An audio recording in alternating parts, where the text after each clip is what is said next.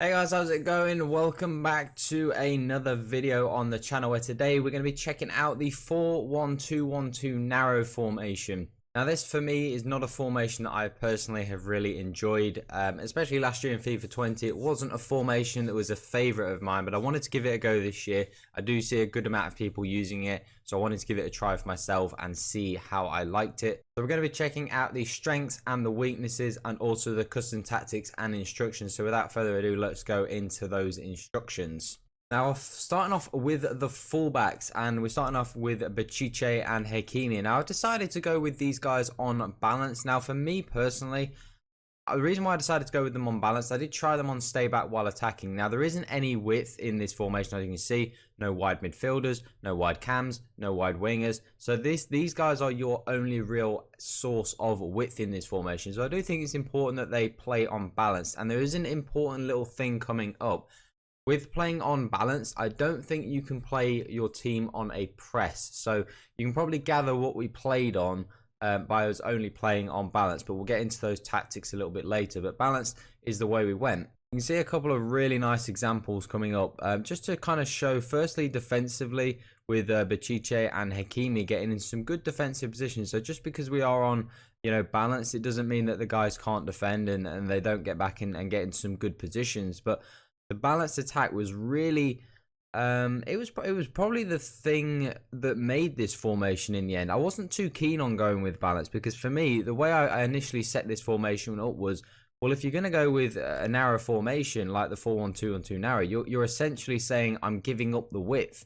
So for that reason, I started with them on stay back while attacking. But I found quickly that you did need the fullbacks to go forwards and give a little bit of help going forwards. Just a little bit of difference because you've got such a narrow formation. Great example from Hakimi there.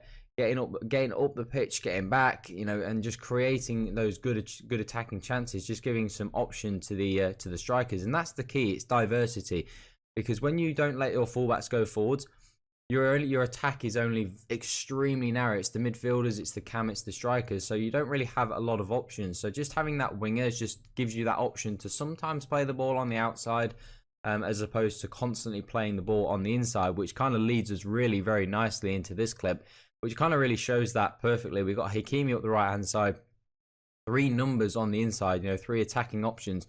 And we ended up just driving into that space up front. Now, he thought we were going to drop back. You can see he dropped back, expecting us to pass in. And then he does it again. He didn't learn his lesson. Hakimi then this time. He then just drops back on the inside, expecting us to cut the ball back.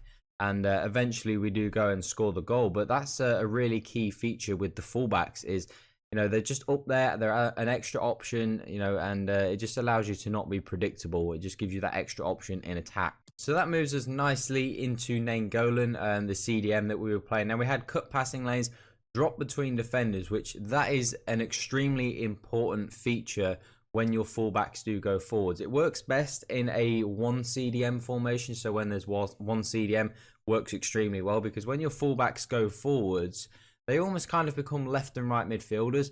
Your then centre-backs kind of split a little bit wider, and then Nainggolan dropped in to make that third centre-back. So it kind of almost became like a 3-4-1-2, if you like, in attack, and then a 4-1-2-1-2 narrow in defence. So it was very, very key that guy is dropped between defenders, and you kind of make a back three, because if you have him on stay back while attacking and the fullbacks get forwards, the fullbacks, the centre-backs, my mistake, do kind of then that they stay very narrow. They don't push out. And it's really important that they do push out just to kind of give you a little bit of cover whilst you wait for those fullbacks to come back. Again, just one clear example here to show Nainggolan just dropping back in there and then just being able to get there and sweep up the attack. So it's very, very important that Nainggolan and that CDM, whoever it is on drop between defenders. Extremely important. So moving into the wide midfielders, I actually had them on basic. I didn't change anything. Didn't change the attacking support, didn't change the runs, the defensive position. I didn't change anything. The only thing for me, I didn't actually really notice cover wing. I always avoided this in previous FIFAs, but I just left it on standard. I just wanted to give it a try and just to see how it was. And I didn't really notice actually that I had it on cover wing in the game. Normally it's a really bad thing because it leaves the midfield really open. I genuinely didn't really notice a difference. So I definitely think sticking to cover wing on this formation worked really well, especially with those fullbacks going forwards.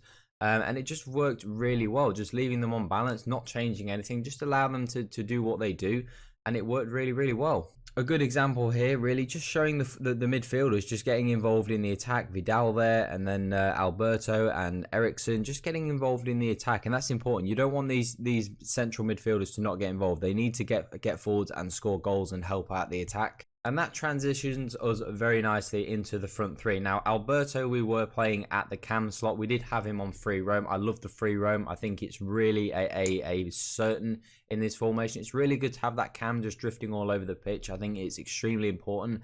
And then the two strikers we had on getting behind, had them on balanced width as well, because we don't have any width extreme. Yes, we have Hakimi and Bachiche who are going to be getting forwards, but we don't have any width, wingers, inside forwards at the top end of the pitch. So I do want those guys to drift a little bit wide, just to kind of just create a little bit of issue for the centre backs.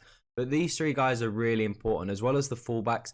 These guys are so important. They link up so well together. You can see a few really good clips here of the guys just linking up and just getting into some really good positions, because these three are going to be your main source of goals.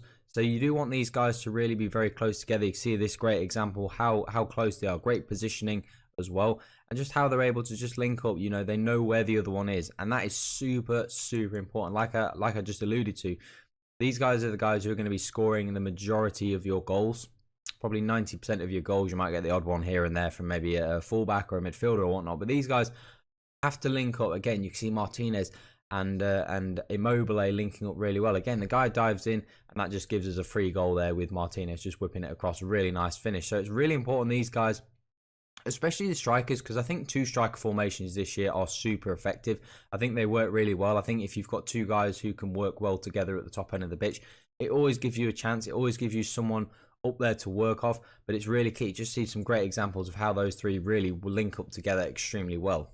Now, moving into the tactics, as I said with the fullbacks, when you play with the fullbacks on balance, you don't want the defensive style to be a press. So I stayed on balance. It just gives you that shape. If you tell them to stay back while attacking and you're on a press, that means they're going to push out of that defensive position you've told them to be. So you're going to tell them to go forwards in the attack.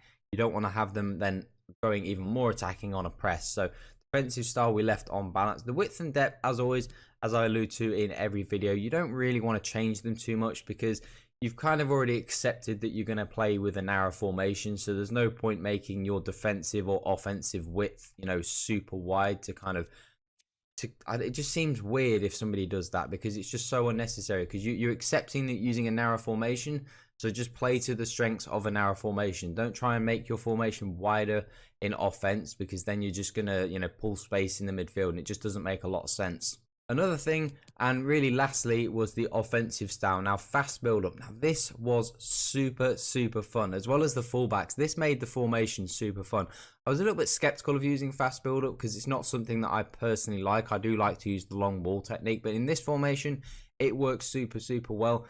Tiki-taka is so effective. As we alluded to in yesterday's Tiki-taka tutorial, fast build-up works really well for this 4-1-2-1-2 formation, the 4-2-3-1, but especially this 4-1-2-1-2. As we alluded to, the cams and the two strikers, they link up extremely well together. So fast build-up is a really effective technique in this formation. And it just allows you a lot of really good opportunities, to really involve all your players. And it's just so fun. The amount of bodies we had getting forwards in the attack, we just had so many players, so many red shirts sailing forward. It was so fun. The games I played with this 4-1-2-1-2 formation was some of the most fun games I've played so far. Like, just the attacking numbers. The only areas where you will struggle against somebody is if somebody is playing really defensive and somebody has really fast wingers, because it's in the wing area where you are exposed.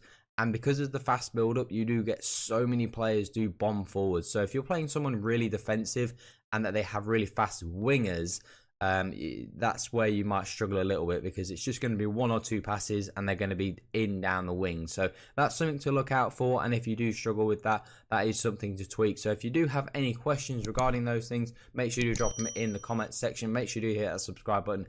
If you are new to the channel and do enjoy the content, make sure you follow us on Twitter as well if you do want to have any questions answered over there. But that is it for this video. Hopefully you guys did enjoy. That's all for today, guys. Have an awesome day.